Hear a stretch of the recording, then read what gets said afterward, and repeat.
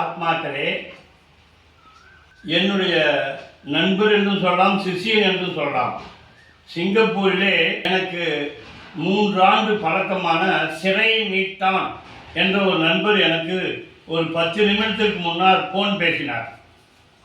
சுவாமி, உங்களுடைய பரியங்கா யோகம் என்பதை ஒன்று தனியாக என்னிடம் சொன்னீர்கள். அது ரகசியத்திற்குரியது, கணவன் மனைவிக்குரியது, சிஷியன் குருவுக்கு உரியது என்று பரியங்கா யோகம்.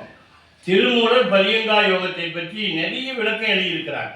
கருத்தை திருமூலர் 3000 பாடல்கள், 3300 பாடல்கள் மூலம் 3 காண்டமாக சொல்லியிருக்கிறார். அவ்வளவு பெரிய ஞானி சொல்லியதை 3 நிமிடத்தில் 1 நிமிடத்தில் எப்படி சொல்லுவது என்று தெரிகின்ற போது, கணவன் மனைவி இருவரும் தாம்பத்தியம் கொள்வதை எப்படி வெளியில் சொல்ல முடியாதோ அதுபோன்று சரீரத்திற்குள்ளே இருக்கின்ற பிந்து அணு சுவாதிஷ்டானத்திலிருந்து சகசரதனம் வரை ஏறுகின்ற போது அந்த விந்து அணு குண்டலினி என்ற சக்தியை விழிப்படைய செய்து இடகளை பிங்களை சுழியின் மூலம் சகசரதனத்திற்கு ஏறி அங்கு பீனல் கிளாண்ட் என்கின்ற மூளையினுடைய மையப்புள்ளியில் இருக்கின்ற பீனல் கிளாண்டை தொடுகிறது. அப்படி தொடுகின்ற போது 72,000 நாடி நரம்புகளும் விழிப்படைகிறது.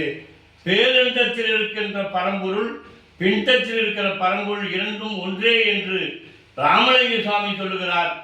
என்னுடைய குரு அகஸ்தீஸ்வரர் சொல்லுகிறார். அந்த பேரண்ட குருவை காண பரியங்கா யோகம் என்பது கணவன் மனைவி ஒற்றுமை தாம்பத்தியம் என்று சொல்லிக்கொள்ளலாம்.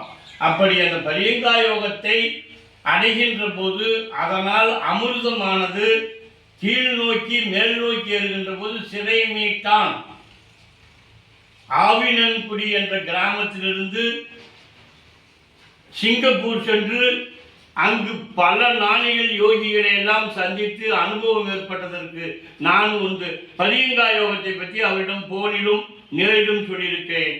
அந்த குண்டலினி வெளிப்படைய பரியங்கா யோகம் வெகுவாக உங்களுக்கு பலன் தரும்.